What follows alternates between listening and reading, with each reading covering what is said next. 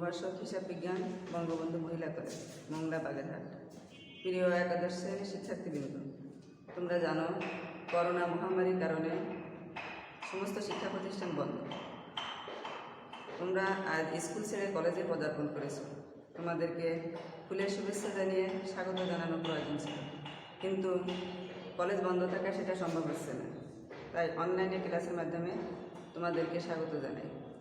আমাদের আজকের বিষয় হিসাব বিজ্ঞান প্রথম পত্র প্রথম অধ্যায় এবং আজকের পাঠ হিসাব বিজ্ঞান পরিস্থিতি। আমরা আগে জানব হিসাব বিজ্ঞান বলতে কী বোঝায়। হিসাব বিজ্ঞানের ইংরেজি আধিকারিক অর্থ অ্যাকাউন্টিং। হিসাব বিজ্ঞান মূলত হিসাব ও বিজ্ঞান দুটি শব্দের সম্মিলিত রূপ। হিসাব অর্থ গণনা করা এবং কোনো একটি বিষয় পরীক্ষা নিরীক্ষা ও পর্যবেক্ষণ করে একটি সুসংবদ্ধ জ্ঞান অর্জন করাকে বিজ্ঞান বলে। অর্থাৎ হিসাব বিজ্ঞান বলতে কোনো ব্যক্তি বা প্রতিষ্ঠানে দৈনন্দিন যে লেনদেনগুলো সংগঠিত হয়, এই লেনদেনগুলো লিপিবদ্ধকরণ, শ্রেণীবদ্ধকরণ এবং পরীক্ষা নিরীক্ষা করে আর্থিক ফলাফল নির্ণয় ও আর্থিক অবস্থা নির্ণয় করাকে হিসাব বিজ্ঞান বলে। এ সম্পর্কে আমেরিকান অ্যাকাউন্টিং অ্যাসোসিয়েশনের মতে যে পদ্ধতিতে আর্থিক তথ্য পরিমাপ, নির্ণয় ও সরবরাহ করে ও তথ্য ব্যবহারকারীকে বিচার ও সিদ্ধান্ত গ্রহণে সাহায্য করে তাকে হিসাব বিজ্ঞান বলে। এবার আমরা জানব লেনদেন কী ও তার বৈশিষ্ট্য। লেনদেনের ইংরেজি শব্দ ট্রানজ্যাকশন। একটি প্রতিষ্ঠানে প্রতিদিন একাধিক ঘটনা ঘটে থাকে। এই ঘটনাগুলোর মধ্যে যে ঘটনাটি অর্থের অঙ্কে পরিমাপযোগ্য সেই ঘটনাকে লেনদেন বলা হয়। লেনদেন অর্থ দেওয়া বা নেওয়া বা গ্রহণ বা প্রদান বা গিভ অ্যান্ড টেক। প্রতিটি লেনদেনে দুইটি পক্ষ থাকে। একটি পক্ষ সুবিধা গ্রহণ করে আর একটি পক্ষ সুবিধা প্রদান করে। যেমন ৫,০০০ টাকার পণ্য ক্রয়। এক্ষেত্রে জহির রায়হানের কাছ থেকে ৫,০০০ টাকার পণ্য ক্রয় করলো। এক্ষেত্রে জহির সুবিধা গ্রহণ করেছে এবং রায়হান সুবিধা প্রদান করেছে। দুটি পক্ষের মিলিত হলে লেনদেন সৃষ্টি হয়। এবার জানব লেনদেনের বৈশিষ্ট্য। লেনদেনের মূল উৎস হচ্ছে ঘটনা। কোনো ঘটনাকে লেনদেন হতে হলে তার কিছু বৈশিষ্ট্য থাকা প্রয়োজন। সেই বৈশিষ্ট্যগুলোর ভিতর যেমন অর্থের অঙ্কে পরিমাপ, আর্থিক অবস্থার পরিবর্তন, দ্বৈত সত্তা, দৃশ্যমানতা, ঐতিহাসিক ঘটনা, হিসাব সমীকরণের প্রভাব, হিসাব রক্ষণের ভিত্তি। এগুলো আলোচনা করলে আমরা পাই যেমন অর্থের অঙ্কে পরিমাপযোগ্য। কোনো একটি ঘটনা লেনদেন হতে হলে অবশ্যই অর্থের অঙ্কে পরিমাপযোগ্য হতে হবে। যেমন কোনো একটি প্রতিষ্ঠানের ম্যানেজার মারা গেল, এটি একটি ঘটনা, কিন্তু এটি অর্থের অঙ্কে পরিমাপযোগ্য নয়, তাই এটি লেনদেন নয়। আর্থিক অবস্থার পরিবর্তন। কোনো একটি ঘটনা লেনদেন হতে হলে অবশ্যই আর্থিক অবস্থার পরিবর্তন হতে হবে। যেমন ৩,০০০ টাকার আসবাবপত্র ক্রয়। এতে প্রতিষ্ঠানে আসবাবপত্র আসলো এবং প্রতিষ্ঠান থেকে নগদ টাকা চলে গেল, ফলে প্রতিষ্ঠানে আর্থিক অবস্থার পরিবর্তন হয়েছে, তাই এটি লেনদেন। দ্বৈত সত্তা। প্রতিটি লেনদেনে দুটো পক্ষ থাকবে। একটি পক্ষ সুবিধা গ্রহণ করবে আর একটি পক্ষ সুবিধা প্রদান করবে। যেমন ৫,০০০ টাকার পণ্য ক্রয়। এক্ষেত্রে ক্রয় একটি পক্ষ এবং নগদান হিসাব আরেকটি পক্ষ। দৃশ্যমানতা। লেনদেন দৃশ্যমান হতে পারে, অদৃশ্যমান হতে পারে। যেমন ৩,০০০ টাকার পণ্য নগদে ক্রয়, এটি একটি দৃশ্যমান লেনদেন। আবার আসবাবপত্র অবস্থায় ধার্য করা হলো ৫০০ টাকা, এটি একটি অদৃশ্যমান লেনদেন। ঐতিহাসিক ঘটনা। কোনো ঘটনা ইতিপূর্বে ঘটে গেছে এমন ঘটনাকে ঐতিহাসিক ঘটনা বলে। অধিকাংশ ক্ষেত্রে লেনদেনগুলো ঐতিহাসিক হয়ে থাকে, ঐতিহাসিক ঘটনা হয়ে থাকে। আবার ভবিষ্যতে ঘটতে পারে এমন ঘটনাও লেনদেন হয়ে থাকে, যেমন অনাদায়ী পাওনা সঞ্চিতি, বার্তা সঞ্চিতি ইত্যাদি। এবার হিসাব সমীকরণের প্রভাব। প্রত্যেকটি লেনদেন হিসাব সমীকরণকে প্রভাবিত করবে। আমরা জানি হিসাব সমীকরণ সমান হচ্ছে সম্পদ সমান দায় যোগ মালিকানা শব্দ। এই প্রত্যেকটি লেনদেন এর কোনো না কোনো উপাদানকে অবশ্যই প্রভাবিত করে। হিসাব সমীকরণের প্রভাব, হিসাব রক্ষণের ভিত্তি। হিসাব রক্ষণের উপর ভিত্তি করে লেনদেন সংঘটিত হয়ে থাকে। হিসাব লেনদেন নগদ ভিত্তিক হতে পারে, বকেয়া ভিত্তিক হতে পারে। আরেকটি আছে স্বয়ংসম্পূর্ণ স্বতন্ত্র। প্রত্যেকটি লেনদেনই স্বয়ংসম্পূর্ণ এবং স্বতন্ত্র হতে হবে। যেমন 20,000 টাকার পণ্য ক্রয় করে যদি নগদে 5,000 টাকা প্রদান করা হয়, এক্ষেত্রে দুটো লেনদেন সম্পন্ন হয়েছে এবং প্রত্যেকটি স্বয়ংসম্পূর্ণ ও স্বতন্ত্র। এবার আমরা জানব হিসাব কি। হিসাব শব্দের ইংরেজি শব্দ হচ্ছে অ্যাকাউন্ট। হিসাব বিজ্ঞানের ভাষায় সমজাতীয় লেনদেনের বিবরণী বা তালিকাকে হিসাব বলা হয়। অর্থাৎ প্রতিটি লেনদেনে দুটি পক্ষ থাকে, এক একটি পক্ষ হচ্ছে এক একটি হিসাব। এবার জানবো হিসাবের শ্রেণী বিভাগ।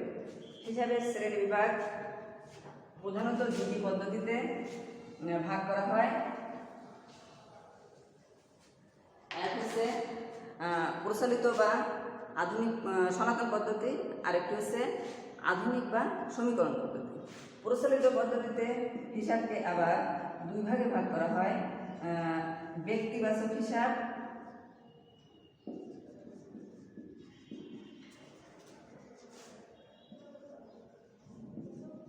এবং অব্যক্তিবাচক হিসাব।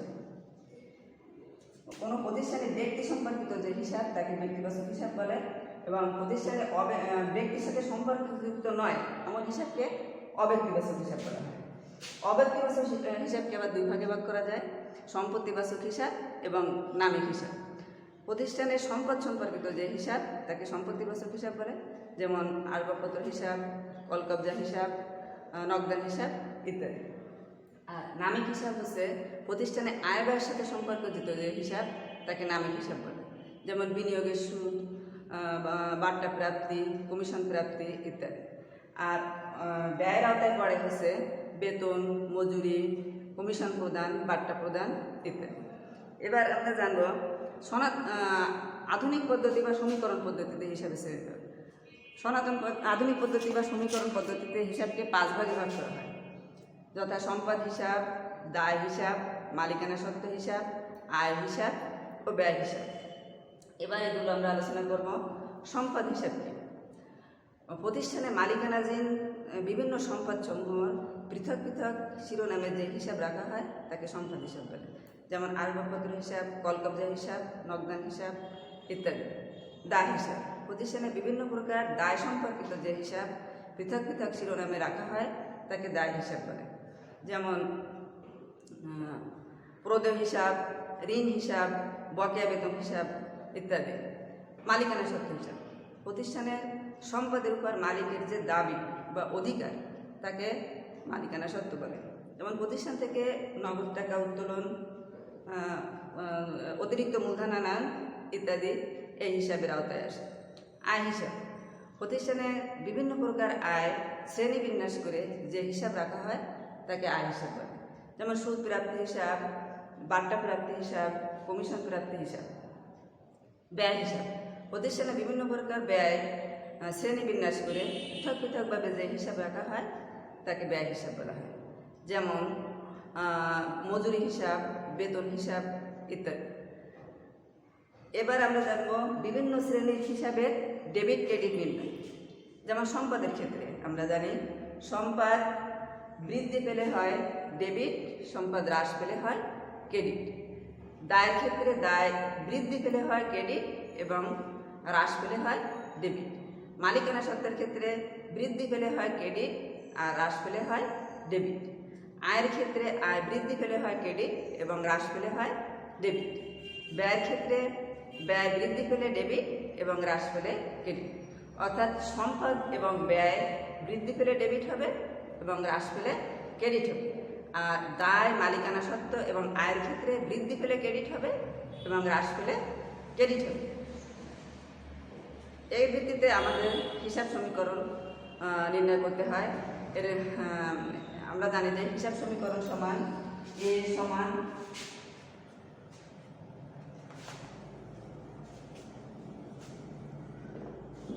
হিসাব সমীকরণ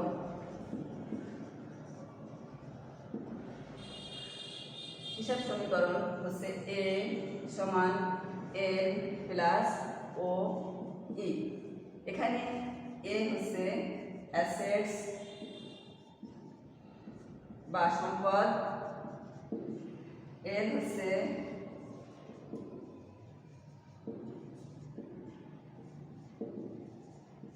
লায়াবিলিটিস বা দায়, এবং ওই হচ্ছে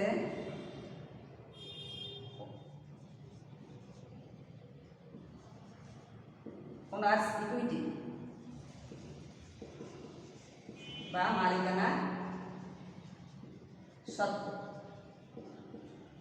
অর্থাৎ প্রতিটি লেনদেনের মাধ্যমে এই যে হিসাব সমীকরণের যে উপাদানগুলো আছে এর কোনো না কোনো উপাদানের পরিবর্তন হবে। তাহলে এতে আছে অ্যাসেটস, অ্যাসেটস হচ্ছে সম্পদ, এলে লায়াবিলিটিস, লায়াবিলিটিস অর্থ দায়, ওতে ও ইতে হচ্ছে ওনার্স ইকুইটি বা মালিকানা সত্ত্ব। এর বর্ধিত রূপ এবার আমরা জানবো হিসাব সমীকরণের বর্ধিত রূপ। হিসাব সমীকরণের বর্ধিত রূপ হচ্ছে এ সমান এল প্লাস সি প্লাস আর মাইনাস ই মাইনাস ডি। এখানে এতে অ্যাসেটস সম্পদ, এলে লায়াবিলিটিস,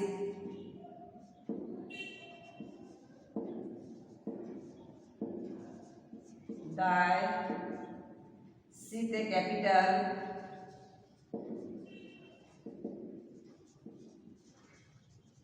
মূলধন, আর এ রেভিনিউ,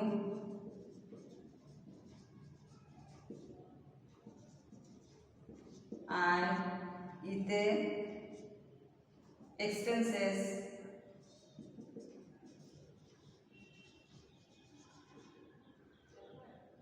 ব্যয়, এবং ডিতে ড্রয়িংস, ডিতে হচ্ছে ড্রয়িংস।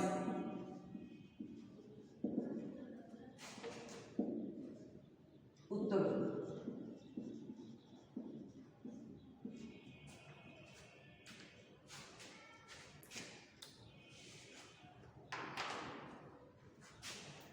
শিক্ষার্থীবৃন্দ, আমরা আজকের মতো এখানেই শেষ করব। তোমাদের সাথে আবার দেখা হবে পরবর্তী ক্লাসে। তোমাদের কাছে অনুরোধ, তোমরা সমাজটাকে সুস্থ পরিবেশ গড়ে তুলবা, কেউ যেন মাদকে আসক্ত না হয় সেদিকে তোমরা খেয়াল রাখবা। তোমাদের সাথে আবার দেখা হবে আগামী ক্লাসে। আল্লাহ হাফেজ।